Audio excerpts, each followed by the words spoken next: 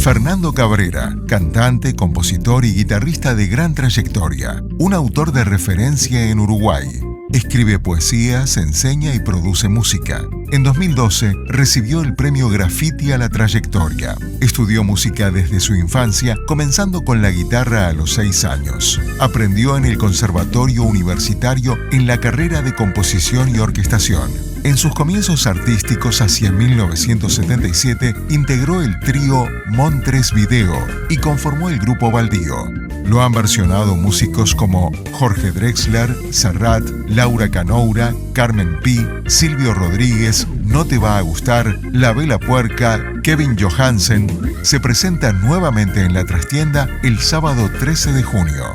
Un poeta y un arquitecto de la poesía llamada canción. Lengua Larga, la entrevista. Fernando Cabrera. Bueno, Fernando, un gusto que estés acá. Muchas gracias. Muy buenas tardes. Bien. El gusto es mío, viejo amigo de los Sí, medios. sí, es verdad. Yo tuve la suerte de ir recorriendo tu trayectoria y de hacerte notas en periodos distintos. Sí, siempre lo digo por algún lugar, ¿no? Qué bueno que hayas dado también notas, porque para el trabajo de músico no es dar notas, claro, por más que bueno, te piden muchas, ¿no? Forma parte del trabajo. Forma parte, claro, decís. El trabajo visto más macro, una parte, sí, por supuesto, bueno, comunicarse con la gente gracias a ustedes, a los medios, y estar en contacto también de esta manera, ¿no? No solamente arriba del escenario. Totalmente. Fernando, bueno, ahora digamos que te convocamos por dos temas. Uno, porque vas a estar 13 de junio sí, nuevamente en la trastienda, ¿no?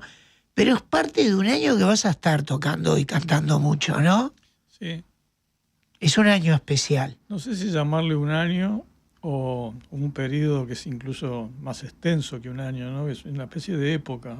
¿De época, decís? Claro, una especie de momento mío. Bueno, si sigo haciendo la misma analogía, terminaría diciendo que toda mi vida ha sido igual, ¿no? A ver. De mucha actividad. Si no es una cosa es la otra, pero siempre en movimiento. En todas las facetas que tiene mi trabajo, que van desde primero el punto cero, que es hacer las canciones, ¿no? Inventar, componer, y luego mostrarlas de distintas maneras. Yo me presento a veces solo, a veces acompañado. Sí. Hay otro tipo de trabajos también que a veces se dan, como por ejemplo hacer música para otras cosas, para teatro, para cine.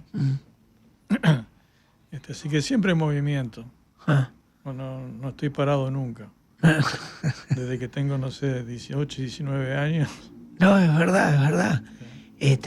Tan es así que yo me preguntaba, ¿diseñó también su carrera que siempre cantó, tocó, compuso o se fue dando? No diseñé nada. ¿Nada? La verdad, no. ¿No? No, porque no.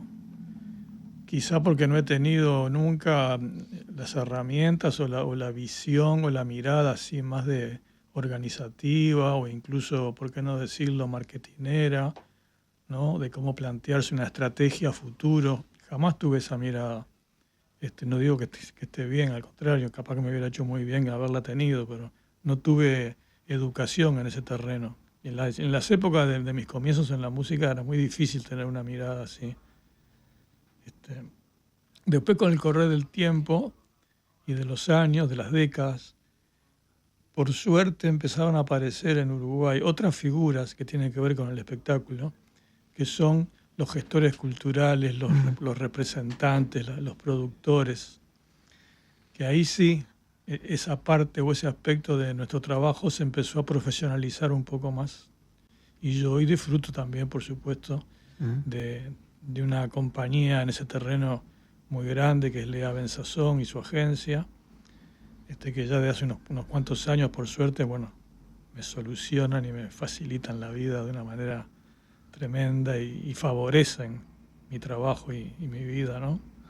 Encargándose de todo eso, de la mirada más adelante, de ver cómo acomodar las cosas para que no se superpongan, Bueno, una cantidad de detalles logísticos y de producción y etcétera que a mí me hacen un bien bárbaro, porque aparte yo soy un perezoso absoluto y una persona muy proclive a hacer lo menos posible. Entonces, la verdad que me viene muy bien. Pero hacer lo menos posible En ese sentido. en el sentido claro, y que además también viviste una época que no solo había que componer, crear, tocar, buscarse en los lugares, o si te invitaban, llevarte todo, absolutamente, ¿no? Exacto. Bueno, que vos lo digas, vos fuiste testigo de todas esas épocas, ¿no? De los comienzos nuestros y todos mis colegas, que tal cual, hacíamos todo. Todo. Porque como no había esta figura que acabamos de nombrar, no había productores, no había managers, el artista, el músico hacía todo. Alquilar el teatro, conseguir el camión para el traslado, alquilar todo el sistema de sonido, hablar con el sonidista, encargarse de diseñar con un diseñador gráfico el afiche o la tapa del disco, luego conseguir uno mismo tantas veces salir de noche a pegatinear los afiches por la calle. Todo, la parte administrativa, la parte económica, todos los detalles nos encargábamos. Capaz que por eso es que yo estoy ya de eso un poco saturado y por suerte quedó atrás, ¿no? Porque también te roba tanta energía eso y tanto tiempo, ¿no? Y Fernando, bueno, siempre hay que volver a empezar con algunos puntos que sé que lo has comentado ya muchas veces, pero puede haber algún matiz más, ¿no? Sí, empezaste de muy chico, porque 6, 7 años, si no me equivoco. Bueno, sí. Ahí empezaste con la guitarra. ¿Y esa guitarra te la regaló tu mamá? ¿Sí? ¿Fue así? Mis padres. Tus padres. Sí. Y la que tenía más... sorpresa. ¿Y te la regalaron por qué? No sé. Porque yo no lo pedí. Para mí fue una sorpresa tan grande el día que llegaron ellos aparte era un paquete que yo al principio no me daba cuenta que era. Venía envuelta en un papel de esos de embalar, ¿viste? Esos papeles gruesos, ¿no? No tenía funda todavía, pero venía envuelta en un papel y no tenía la forma de la guitarra, la envoltura. Era una cosa más alta que yo prácticamente. Y me dijeron, tomá, esto es para vos, abrilo. Y bueno, empecé a romper, a rasgar el papel y me encuentro con una guitarra, un cuadernito pentagramado, un libro de solfeo. Y la noticia de que, bueno, no sé, la siguiente semana, ponele, empezaba a tomar clases con una profesora que se había instalado en el barrio, a unos 100 metros de mi casa, que empezaba a dar clases. Y bueno, y allá empecé a ir a los 6 años. Era el mismo año que yo empezaba la primaria. ¿La profesora era argentina? Era argentina, que se vino a radicar acá. A principios de la década del 60. Hacía muy poquito que se había radicado con su esposo. Jóvenes eran de la edad de mis padres, más o menos, o más jóvenes quizá. Y se instaló en el barrio a dar clases. Y bueno, allá empecé a ir, que aparte estaba esta profesora, Noemí Porrati, según me ha contado mi madre luego, ¿no? Con los años. Lo primero que le dijo, bueno, pero señora, es muy chiquito este niño, no debe saber ni leer ni escribir todavía. ¿Cómo no puedo darle clases? Y yo chiquito, además físicamente chiquito también, ¿no? Capaz que daba menos edad de los 6 recién cumplidos que tenía. Y mi madre le dijo, no, acéptelo. Él sabe leer y escribir. Ya no va a tener ningún problema. Mi madre tuvo que insistirle. Y bueno, ahí me tomó y ahí empecé. ¿Te das cuenta que debes haber conocido compañeros tuyos de tu generación que en esa época distinta a la de hoy, que un hijo quiera tocar la guitarra, tocar la batería, ya ni te cuento, no, tenés que estudiar, era todo un problema. Vos casi fue una inducción, te llevaron, ¿no? Qué increíble, ¿no? Por suerte encontraron en mí, por suerte para mí, hubo un campo, una cosa que yo no... Porque yo recuerdo que también mis hermanos y mis primos empezaron conmigo y al tiempo abandonaron. No les gustaba, se aburrían, no era para ellos. Bueno, fueron dejando. Pero yo seguí yendo a las clases, tal vez porque yo también era más bien obediente, ¿no? Y tímido. No era un niño así de rebeldía, como era mi hermano, por ejemplo, de mandar al cuerno todo, ¿no? Me mantuve un tiempo con gran dificultad, con cierto sacrificio en el sentido de lo dificultoso que es para un niño chiquito con manos muy débiles y pequeñas lograr hacer sonar un instrumento, apretar la cuerda contra la madera, que eso te lleva un esfuerzo, tenés que tener una fuerza física, guitarras muy toscas en aquella época, para nada blandas, como se dice en la jerga de las guitarras, al contrario, duras, que te cuesta mucho bajar la cuerda hasta el diapasón, hasta la madera, ¿no? Entonces yo estuve meses y meses con tremendas ampollas en los dedos que me dolían horrible y no lograba hacer sonar, o sea, apretar y que sonara una nota. Eso me llevó mucho tiempo, muchos meses, hasta que yo qué sé, como al año, ponele, logré montar un acorde, ¿no? Para poder tocar una canción o algo así. ¿Y solo tocabas o cantabas también? Al principio solo tocaba. Y después empezaste a cantar. Ejercicios de guitarra. Y claro. Después la profesora, que formaba parte de su sistema, a todos sus alumnos de guitarra más que nada, nos iba enseñando canciones, lo cual siempre es bueno porque entretiene más a los chiquilines, ¿no? No es tan aburrido como los ejercicios de técnica de guitarra y el solfeo, que es lo más engorroso. Entonces con las canciones un poco lo atrapan al chiquilín, ¿no? Tiene que hablar. Pero eso tuvo un doble beneficio para mí, porque esas canciones que ella empezó a enseñarme eran canciones no viejas o canciones antiguas, eran canciones contemporáneas de esa época, de la infinidad de autores que había en el Río de la Plata de música más bien criolla, digamos, folclórica, argentinos y uruguayos. Entonces yo me inicié en la canción con temas de Aníbal Zampayo, de Atahualpa Yupanqui, de Alfredo Zitarrosa, de Anselmo Grau, ¿entendés? Todo de Osiris Rodríguez Castillos. Nos enseñaba esas canciones. Claro. Para mí fue sin saberlo yo quiénes eran esos. Esto lo digo ahora, cuando era niño claro. Ni sabía de quiénes eran las canciones. Pero ella sin saberlo me estaba metiendo un poco ya en este flujo, en este caudal hermoso que es la canción nuestra, ¿no? Y después a vos de adolescente, ¿quién de alguna forma también más allá de esa profe te marcó en materia musical? Primero, antes de la adolescencia, te diría ya en la infancia, estaba mucho en el aire dos cosas, el tango y también la bossa nova, que la bossa nova era un fenómeno también reciente, no antiguo. La bossa nova explotó en el mundo entero por el año 62. Entonces, tanto el tango le gustaba más que nada a mi padre, y en casa pocos discos de tango había, uno o dos, pero él escuchaba en la radio. ¿Clarín? No. ¿No? No, porque no era gardeliano mi padre. ¿No? Y lo que le gustaba a él no era lo más común que pasaran en Clarín. A él le gustaba Troilo y le gustaba Salgán. Bueno. Le gustaba Goyeneche como cantante. No era gardeliano, curiosamente. Y a mi madre y a mi padre también les gustaba la bossa nova, que era algo, ya te digo, reciente, muy de moda. Y ambas cosas, la bossa nova y el tango, son géneros muy refinados, ¿no? Que tienen cosas muy lindas, muy de dónde aprender.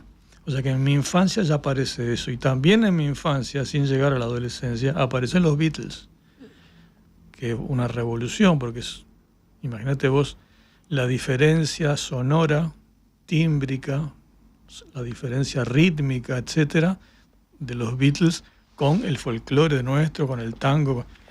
Es otro mundo, ¿no? De sonidos, de energía, de una cantidad de cosas que también me atraparon.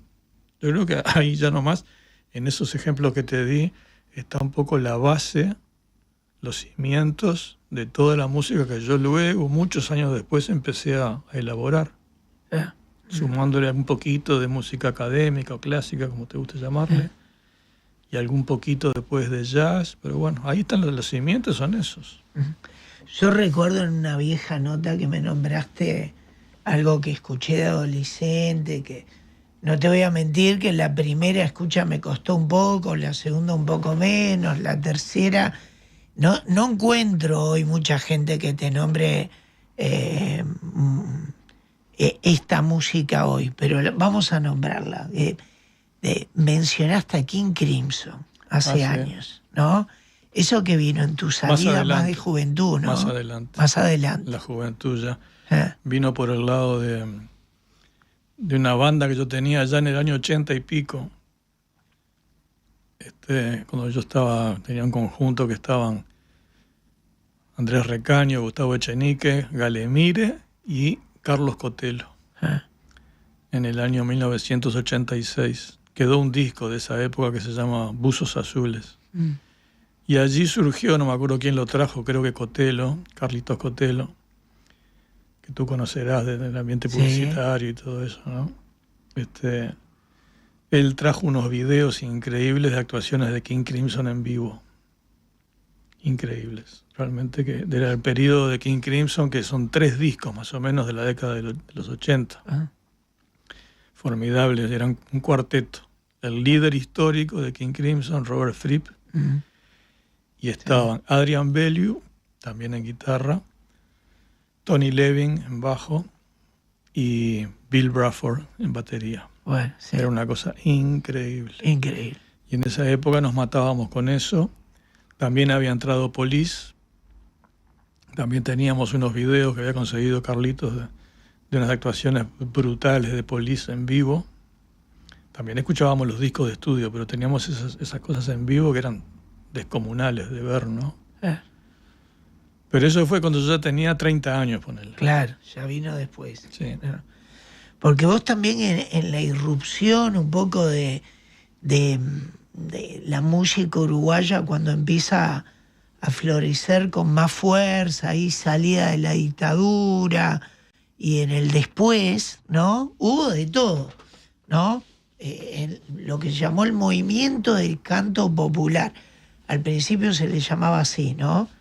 Bien, y era difícil, entrabas, no entrabas, estabas cercano, no estabas. Vos con Baldío y Montevideo se permitieron rock, baladas, fusiones de ritmos. También antes lo hizo, ya sé lo que iba cantando, pero vos con Baldío jugaste un poco más ahí a hacer un poco de rock and roll, ¿no? Y bueno, fruto de inquietudes, de tener inquietudes, de ir modificándose, de ir agregando nuevos colores a lo que uno hace, no quedarse estancado en un sonido, en una fórmula. Siempre me acompañó esa necesidad. Y mi primer grupo fue un grupo acústico de guitarras y voces y percusión que se llamó Montevideo. Que precisamente ahora en pocos meses vamos a hacer una reedición muy buena y una subida a plataforma de todo ese material del único disco de Montevideo y de 6 temas más que estaban repartidos en discos colectivos de la época. Claro. Va a salir dentro de poco. Pero bueno, en ese conjunto, que ya tampoco no estaba atado a las fórmulas habituales de la época de la dictadura y del canto, lo que se dio en llamar canto popular, nombre que a mí me rechinaba también, que no quería que me llamara de ese modo, ¿no? Pero bueno, fue un nombre genérico que se impuso incluso desde los medios, yo creo, más que nada por parte de Washington Benavides. Le gustaba insistir con ese nombre, ¿no? Que el canto popular, y que eso, según su teoría, aglutina todo. Todo aquel que esté haciendo en este momento canción en Uruguay hace canto popular. O sea que a mí me rechinaba un poco, ¿no? Pero no importa. Cuando termina Montevideo, armo Baldío, mi segundo grupo. Claro. Pero ya con otras posibilidades de todo punto de vista, rítmicas, de sonido, tímbricas, todo, porque ya eran un grupo más bien eléctrico, con batería, con piano eléctrico, Andrés Bedó, bajo. Todos músicos que también con el paso del tiempo cada vez recobran más. Brillantes. Yo los conocí gracias a Galemire. Claro. Algunos ya lo conocía yo de antes también. Pero entonces con Baldío se abrió un poco la posibilidad de hacer otros ritmos, de recostarnos un poco a la querida fórmula beatlesca, que yo como Montevideo no podía llevarla mucho a cabo. Y manteniendo mi línea compositiva, mis canciones, mi armonía, mi forma de escribir letras, pero ya con otra paleta de sonora. Y después de Baldío quedé solista, al principio prácticamente con los mismos músicos, después con otros, he ido cambiando muchas veces de acompañamiento en todos estos años. Y también siempre con la inquietud de no quedarte o no parecerse a lo que hiciste hace 2 años. Tratar de mostrarle al público, al consumidor, facetas nuevas. No quedarte, fijo en una fórmula estética. Porque si no, creo que no. Vos no podés pasarte 40, 50 años, toda una vida de un artista mostrando lo mismo, ¿viste? Sí. Para mí. ¿Pero lo tenías tan claro en aquel entonces? Sí. Porque la apuesta hubiera sido más sencilla ir por otro camino, Fernando. Puede ser. Es ¿No? cierto, sí. Pero bueno, nunca me... Pero capaz que no era el más sentido. No era... yo no buscaba lo más sencillo. O sea, la comodidad. Nunca me interesó la comodidad. Ni siquiera me lo planteaba o lo pensaba. Solamente era poner en la práctica, hacer sonar las ideas que tenía en la cabeza. Ser respetuoso con mi propia creatividad. Y tratar de, ponerla en la cancha, esas cosas. Y después en segundo o en tercer término pensar si eso le gustará al público o no. Porque creo que la ética, la función de un artista, el prurito debe ser, yo tengo que cumplir con mi proyecto, con lo que yo tengo en la cabeza, con la esperanza de que le guste al público. Ahora, si no le gusta al público, y mala suerte, lo que yo nací para hacer es esto. Después, bienvenido sea, si gusta, si me va bien, si me permite tener éxito, y si no hay que, no por eso entrar en una búsqueda así un poco histérica de a ver dónde está el éxito, ¿no? Y vos veías más al principio incluso tu trayectoria, tu camino por el lado de componer, arreglar, más que de ser cantante. Sí. Si bien yo cantaba y tocaba la guitarra desde niño, siempre fui cantante. De hecho, toda mi vida no he tenido, por ejemplo, jamás problemas de lo que se llama pánico escénico, nervios del escenario. Nunca tuve eso porque estoy acostumbrado de chiquilín a subirme a un escenario en un cine barrial, en un colegio, en un gimnasio inmenso, que la profesora esta que te contaba nos llevaba por muchos lados a actuar a todos sus alumnos, incluso en programas de televisión, programas infantiles que había. Entonces nunca tuve ese temor de la escena. Y cuando decís, porque ya lo dijiste en alguna otra nota, lo he visto también, soy o era, capaz que mejor era o soy tímido, en el escenario no. Bueno, no sé, porque yo creo que he disfrazado eso en el escenario con una actitud que es física, así corporal, como de una estaca, le digo yo, ¿no? Yo me siento ahí o me paro y no hay movimiento, yo no bailo, no hablo mucho, no gesticulo, porque quizá por lo menos en los primeros tiempos la timidez también me acompañó un poco en las primeras presentaciones. Ahora no tanto, pero yo tengo incorporado ese modo de presentarme en vivo de una manera muy austera y muy sin ejercicio físico de ninguna especie, ¿no? No hay danza en lo que yo hago. Claro. Ni la va a haber nunca tampoco, porque no. Con el cuerpo, con las palabras ya es otro tema. Claro. Sí. Yo entiendo que lo que yo hago necesita de mi parte una gran concentración, ¿no? Porque es difícil montar todo eso, la guitarra, lo que voy cantando. Se precisa estar concentrado. Pero también de parte del público se precisa una actitud medio así de concentración. No da lo que yo hago, el tipo de canción que yo voy a tocar, no da para que la gente se levante de la silla y se ponga a bailar o haga un poco, o se pongan a la novia arriba de los hombros, ¿viste? Claro, y revoleen banderas. No es para eso, ¿verdad? No. Es evidente. No. Es para una actitud concentrada de ambas partes, de mi parte y del público. Y Fernando, ¿nunca te dijeron nada con la voz? A mí es la pregunta que no me salvo nunca hasta el día de hoy. Me voy a morir, me voy a preguntar, vos con tu voz podés hablar acá, ahora para colmo nos ven, es peor todavía, ¿no? Ahora nos ven. Me cuesta eso, estas entrevistas radiales guión televisivas, el bendito streaming y todo eso. Pero sí, bueno, yo he cargado con mi voz toda mi vida. Yo tengo, lo digo en chiste, la mitad del público acá en Uruguay piensa que yo canto como un perro, pero que la otra mitad no, piensa que eso es un disparate, que los perros cantan mucho mejor. Bueno, Pero así y todo, no. me las he arreglado para... Yo lo que necesito es mostrar mis canciones. Obviamente que no soy Frank Sinatra, ni Gardel, ni Luis Miguel, ¿no? Yo lo que preciso es, con lo que tengo en la garganta, que no es mucho, bueno, mostrar. La canción es esto. Esta es la melodía, esta es la letra, esta. Si Más empezá- no puedo hacer. Bueno, si las habrás mostrado, si empezamos a hacer una lista ahora de tus canciones, cantadas por vos, cantados por otros músicos, la lista es enorme y de músicos increíbles. En los ¿no? últimos años se disparó eso de otra gente cantando. Al principio no pasaba nunca. Los primeros, no sé qué decirte, 20 años de mi trabajo. Fue después, Nadie me decís, pensé, ¿sí? nadie me pedía una canción, salvo alguna excepción, que hubo alguna excepción. Laura Canora cantó alguna Laura. canción mía, algún otro, Pablo Estramín. Pero si no, nadie. Y de un tiempo a esta parte, te diría que de unos 15 años a esta parte, se disparó eso. Acá y en muchos países. Porque yo me encuentro casi que a diario, te diría, en YouTube, en una cantidad de lugares, ¿no?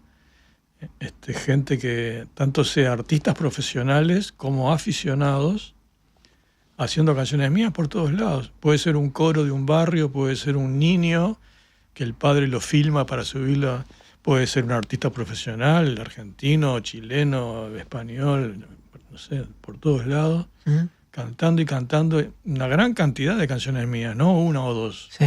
una enorme cantidad. Y con muchísimas, no sé, muchas versiones. Me tiene muy feliz, muy orgulloso eso. Me da una satisfacción enorme, te lo digo sinceramente, ¿no? La felicidad que me da comprobar que, bueno, que la canción prevaleció, ¿no? Que ha gustado a gente diferente y de muy distintas edades también. Edades, mujeres, hombres, Sí, porque sí. a veces hay alguien que te versiona que más o menos es un poco No. similar a De uno, todo. ¿no? En tu caso el abanico es enorme. Y ¿no? de distintos géneros también. Bueno, Puedes encontrar un folclorista, un rockero, Claro. un tanguero, un coro, de todo.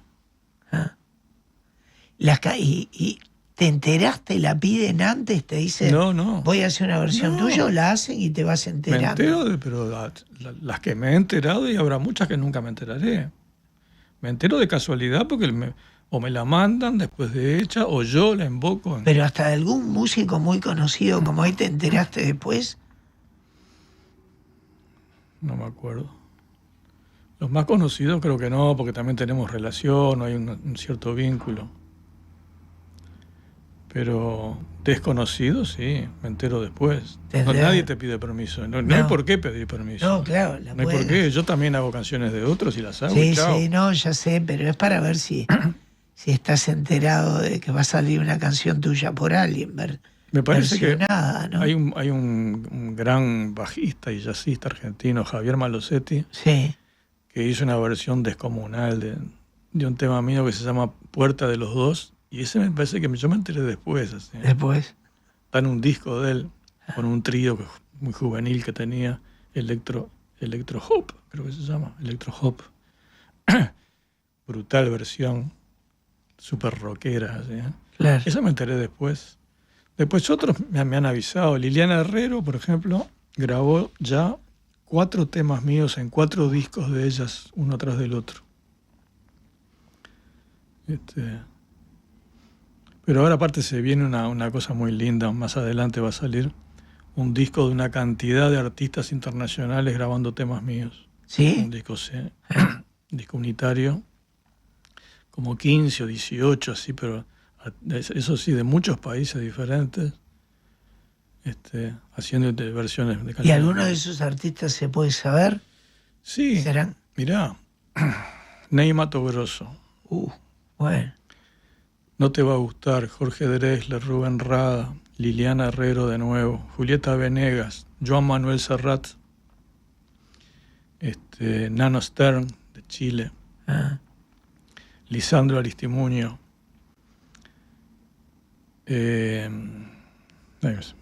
no me acuerdo de todos, son como Laura también. Laura Canobra. Claro, muchos hicieron ya canciones Santulo. tuyas. Santulo también. Sí.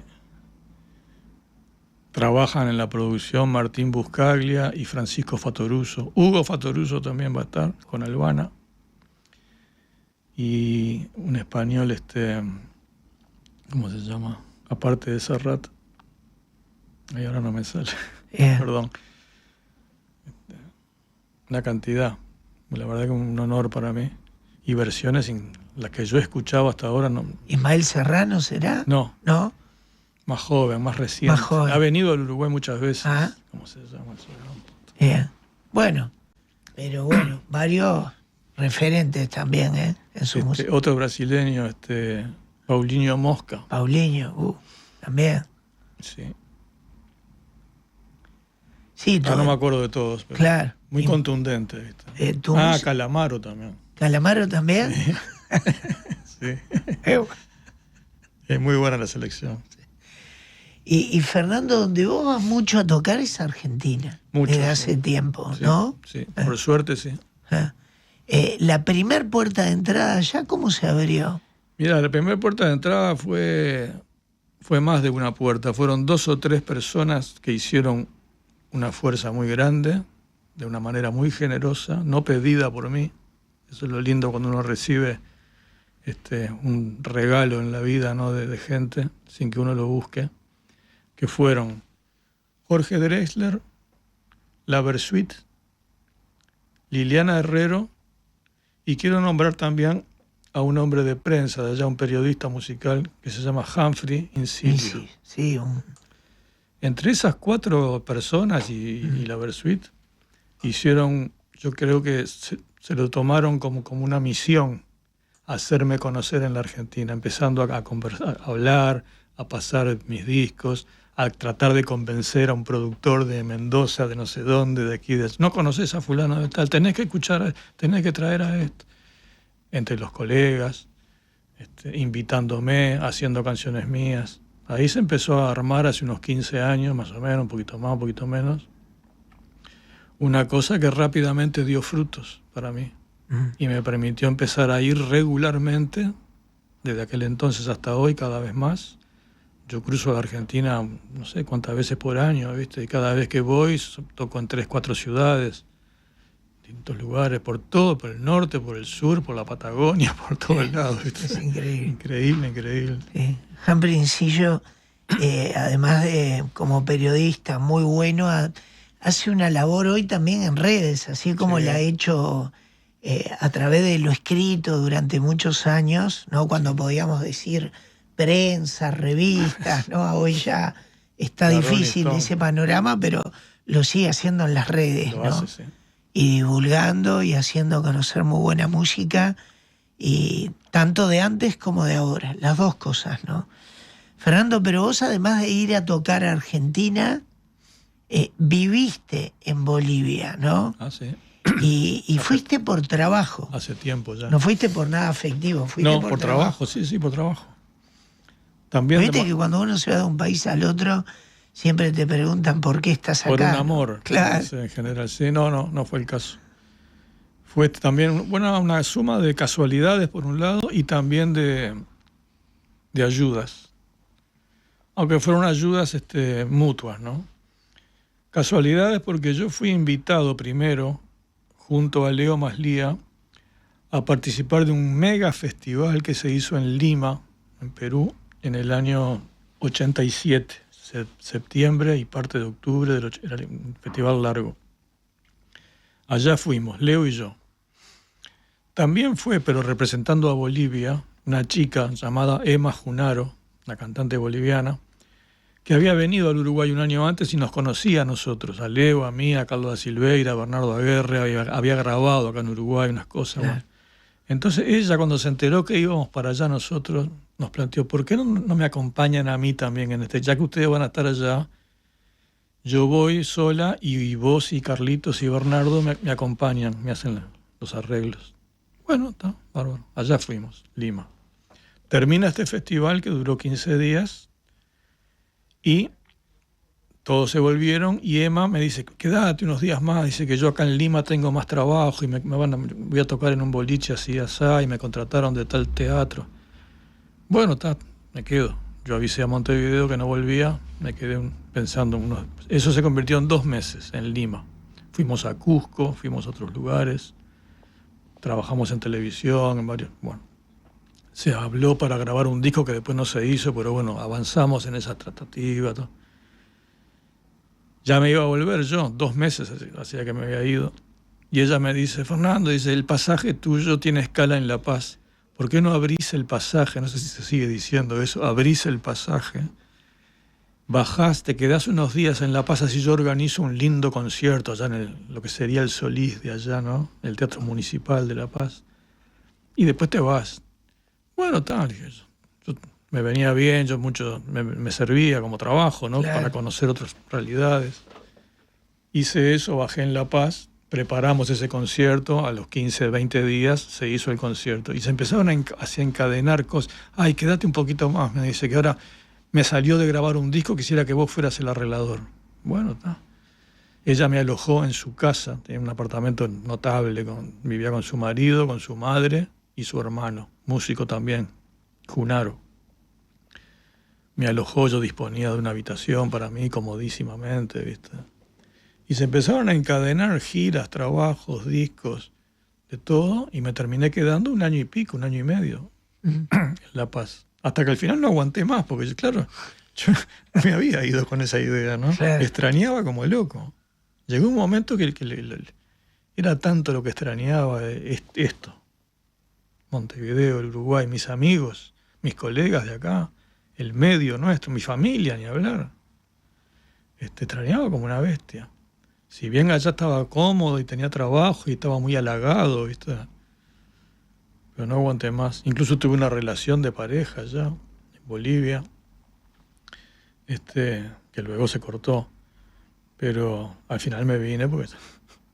¿Extrañabas? Extrañaba como loco. O sea, mis lugares... Extrañaba a los músicos, mis compañeros músicos. Fernando, ¿y vos te fuiste enamorando un poco de la Ciudad Vieja para vivir o...? Sí, un proceso bastante inesperado, porque yo era de los que decía cuando era más joven, jamás viviría en la Ciudad Vieja, ni siquiera en el centro. Tenía como una tirria del centro y la Ciudad Vieja, ¿no? Claro, yo venía del Prado, de otra conformación de hábitat totalmente diferente, ¿no? Y yo veía lo que era el centro, el tránsito, los semáforos, todo eso, y decía, no, esto no es para mí, yo acá no puedo. Yo iba al centro, hacía lo que tenía que hacer y rajaba toda mi vida. Hasta que un tiempo, yo después viví en muchos barrios y no sé por qué el destino me llevó a vivir primero en Soriano y Florida. Ahí bajando una cuadra de la Plaza Independencia, Soriano y Florida. Un buen punto, ¿no? Muy cómodo en muchos sentidos. Y ahí viví unos años.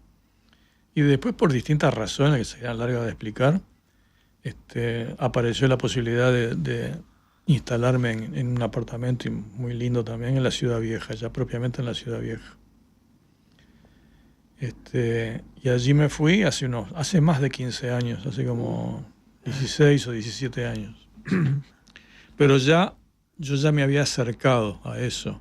Y también en el correr de los años y en mi vida se fue desarrollando cada vez más un cariño por la Ciudad Vieja en sí misma, pero más que nada por el hecho de ser el punto fundacional de la ciudad, que te va de la mano con mi afición por la historia, yo qué sé. Entonces empecé a sentirme cada vez más cómodo, y hoy en día pienso que no podría vivir en otro lado. No, y me han contado que sos muy bueno recomendando, no solo recomendando, también que vas, te conocen, lugarcitos o lugares de la Ciudad Vieja para ir a almorzar o cenar, ¿no?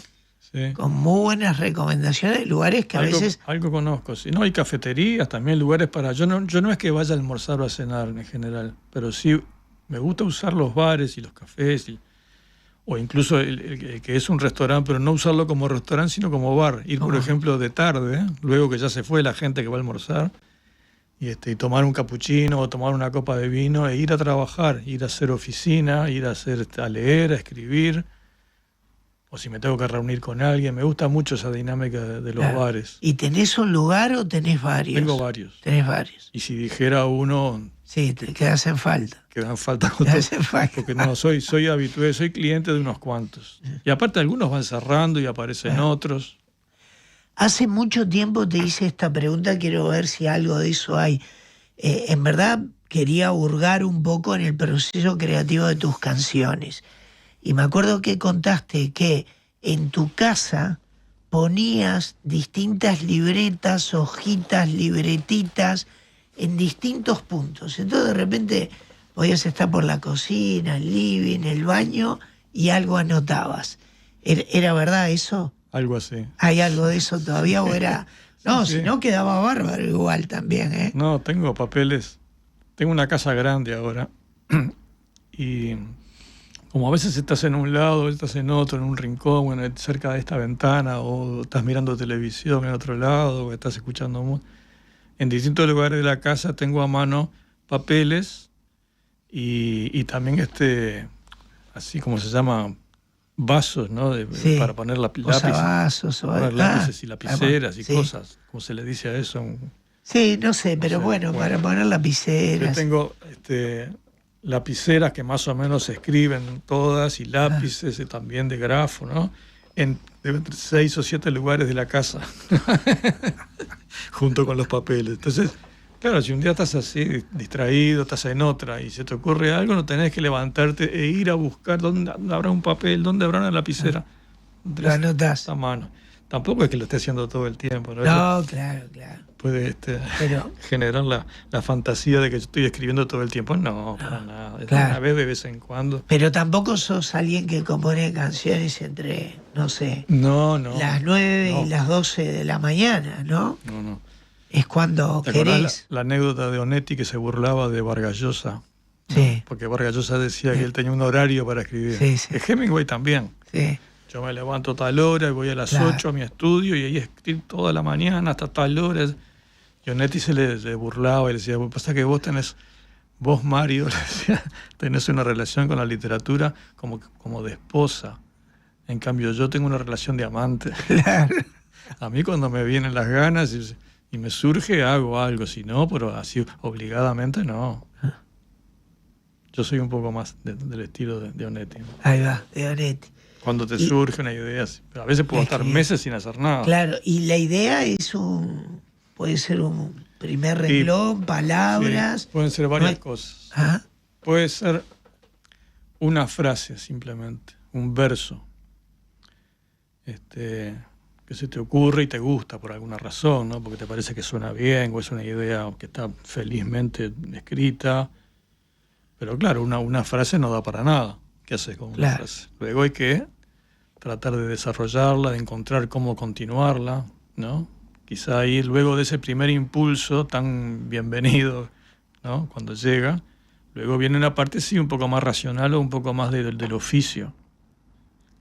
A veces no, a veces tenés un empuje inspiracional que no es una frase, pueden ser varias y podés escribir una cosa larga, toda con un nivel de inspiración lindo, ¿viste? Un nivel poético. No siempre, pero a veces pasa eso, que ese impulso que te viene es más de largo aliento. Otras veces puede ser simplemente un título y las ganas de escribir sobre algo. Voy a escribir sobre esto, tal cosa. Anotás ahí para no olvidarte. Queda como si fuera un ejercicio de redacción del liceo, ¿no? Tenés el título, nada más. Por ejemplo, no sé si te acordás, pero te voy a preguntar, para no preguntarte de todas, vos tenés ya muchas canciones y muchas que han sido versionadas, replicadas. El tiempo está después. ¿Se te ocurrió primero el tema del tiempo? ¿Se te ocurrió esa frase? No. Fue en Bolivia, en La Paz. Estaba en un escritorio que tenía en mi dormitorio, en esa habitación que te contaba, y extrañaba, ¿no? Entonces lo primero que me vino a la cabeza es la frase del barrio, ahí de la calle donde vivía mi abuelo, la calle Yupes, en Belvedere. Y escribí solamente, bueno, la calle Yupes raya el medio, porque me acordé que ahora ya no está, fue modificado, pero antiguamente tenía un cantero todo por el medio. Era una especie de Boulevard Artigas, más chiquito, ¿no? Un cantero. Entonces se me ocurrió esa imagen, la calle Yupes raya el medio, segunda línea, encuentra a Belvedere, se encuentra porque muere en Carlos María Ramírez y agraciado, o nace. Y seguí escribiendo, y ese fue uno de los casos de cuando te viene un rollo así entero, ¿viste? Una tras de la otra, cada verso. Yo creo que tardé, no sé, quizá ni 10 minutos en escribir esa letra, una tras de la otra. Y todos los versos me parecían lindos, me parecían fuertes, muy significantes. No era que vas armando un recorrido con las frases para llegar a una idea, no, cada verso era una idea. El tren saluda desde abajo con esto, ¿no? La primavera en aquel barrio se llama. Un día nos encontraremos. Bueno, todas me parecían versos buenos. Y llega un momento que pongo el tiempo hasta después. Y me pareció que ya era el final, que no podía seguir. Ahí se me cortó. Pero me pareció un buen final. Incluso lo utilicé de título después, ¿no? Claro. Y también titulé el disco donde salió eso, unos meses después. O sea que ahí fue un caso así de una brutal inspiración, que me cayó todo así en minutos. Y creo que tan rápidamente como eso también se me ocurrió la música, ¿no? Capaz que esa misma tarde o al día siguiente, no sé, no me acuerdo. Sí, tan es así que ahora te escuchaba decir alguna frase y me venía la música con la letra incluida, ¿no? Sí. Y te abracé en la noche, ahí pensaste en algo en especial, ¿no? No, te abracé en la noche, tenía el texto primero, un poemita, y durante mucho tiempo fue un poemita aislado, que no tenía música, lo tenía ahí en un papel. Es breve aparte, no son 2 estrofas.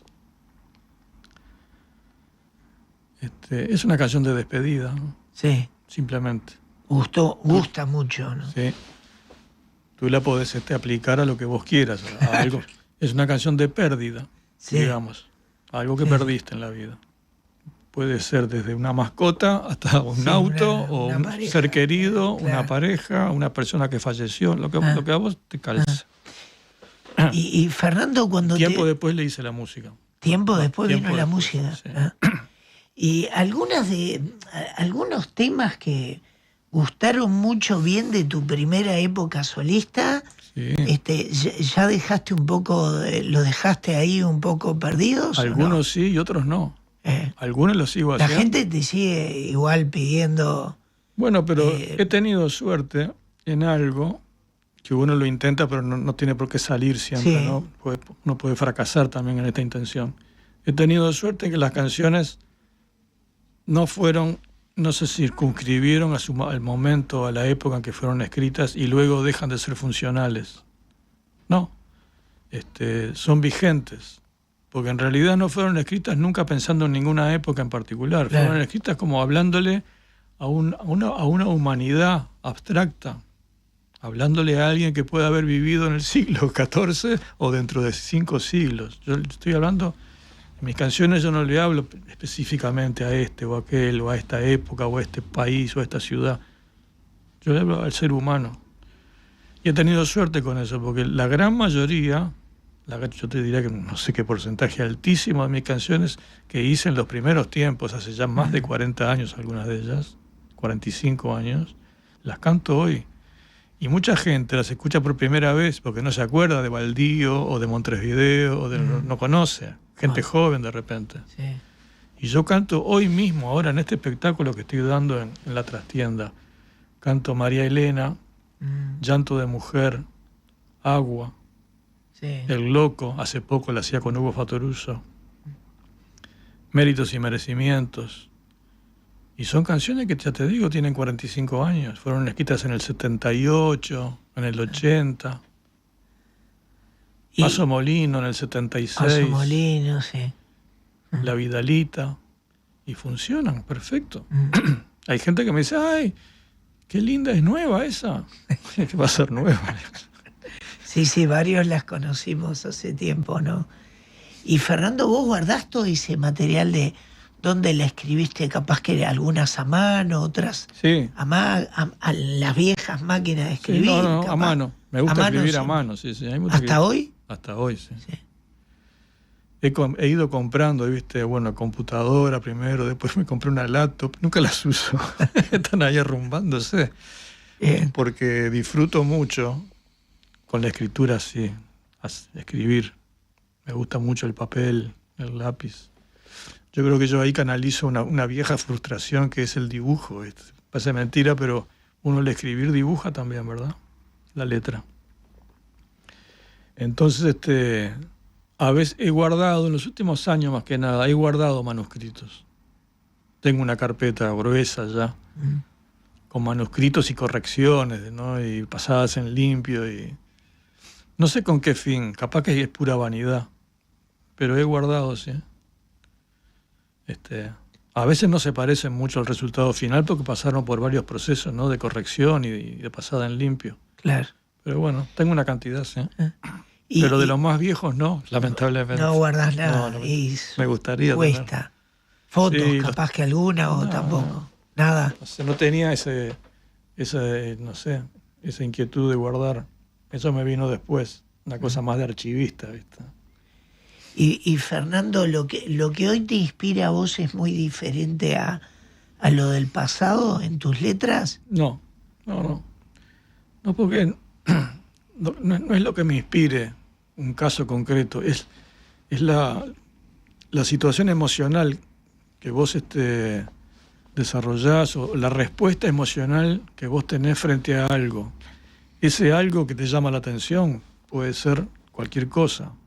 Algo que te cuentan, la historia de alguien, algo que te pasó a uno mismo, algo que inventás y que por consiguiente no pertenece a nadie, es un invento, un desarrollo del ingenio, digamos. Pero todo depende de cómo vos respondas emocionalmente y con tus herramientas a eso.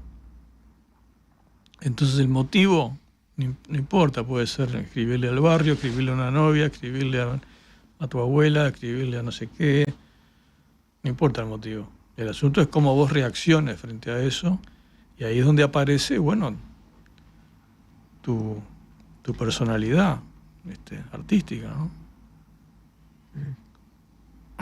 No, te lo preguntaba para saber de repente, capaz que antes eras más lector, hoy ves más películas, si también eso te puede revés. motivar. Antes veía más películas. Ah, sí. Que ahora, sí. A veces sí te motiva, o sea, la obra artística de otro puede ser motiva. Un libro, una película, un cuadro, otras canciones, por supuesto, que te generan un espíritu imitativo a veces. Claro. Una cosa que vos admirás mucho, que te gusta muchísimo, tenés una necesidad a veces irrefrenable, aún corriendo el riesgo casi que del plagio, de imitar eso. No sé por qué. A mí me ha sucedido. Después no queda igual, queda diferente y queda como vos. Claro. Pero surgió el ánimo de repetir algo que a vos te encanta, ¿no? Fernando, y bueno, ya ha pasado que personas que te siguen desde hace tiempo, amigos incluso debe haber, han llevado sus hijas a sus hijos que pueden tener 20, 20 y pico a verte. Sí. A que te conocieran, ¿no? Hace tiempo que ya pasa eso. Por eso te sí. Con la edad que tengo yo, ya nietos también deben haber en la vuelta. Bueno, pero eso es lindo, porque yo me acuerdo que una vez me dijiste también algo que siempre recuerdo. Está bueno ver a la platea, a la gente, y ver que uno le canta también a gente joven, ¿no? Sí. Yo te sumaría a eso. Para mí lo que más bueno está es ver en la platea o enterarte de que te escuchan gente de todas las edades. De todas las edades. Sí. Parecido a lo que hablábamos hace un rato de la canción que rompe las barreras del tiempo, ¿no? Que puede ser funcional para una época u otra. Bueno, esto es igual. Una canción que consigue gustarle a un niño chiquito, a un preadolescente, a un joven, a un maduro y a un viejo y a un anciano. Bueno, es lindo eso, ¿no? Porque no creo que sea fácil tampoco. Ujú. Estás rompiendo también la barrera de las modas, de las generaciones. Y bueno, de nuevo, uso la misma imagen. Te estás comunicando con una especie de ser humano abstracto, sin importar edad ni nada.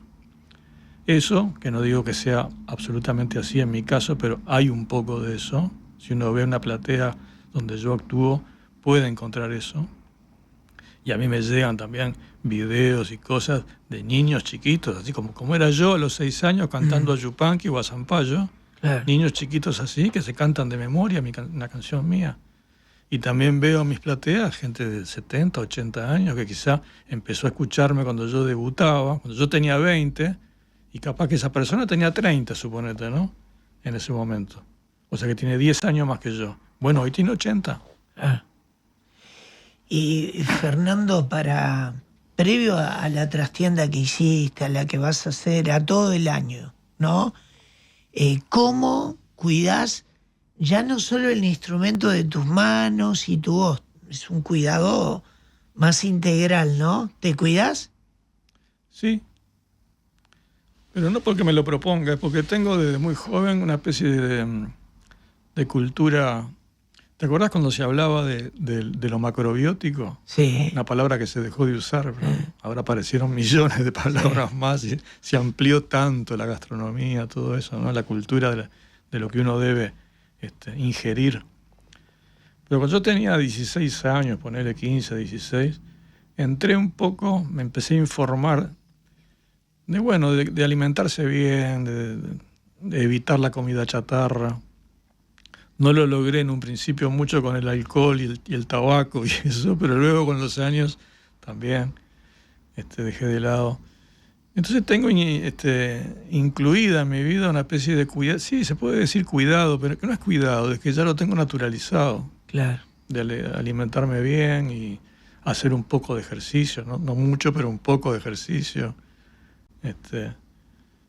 Eso es la manera de... Yo creo que es importantísimo en la vida, ¿no? Cuidar el vehículo, ¿verdad? Es como tener un auto y tenerlo todo roto, todo hecho puré, rayado, abollado, el motor falla. No. En algún lado te vas a dejar tirado. Claro. Yo uso metáforas tuercas porque vengo de un mundo tuerca. Ya sé, por tu padre y muchas cosas, ¿no? Fernando, para ver, bueno, la trastienda ahora.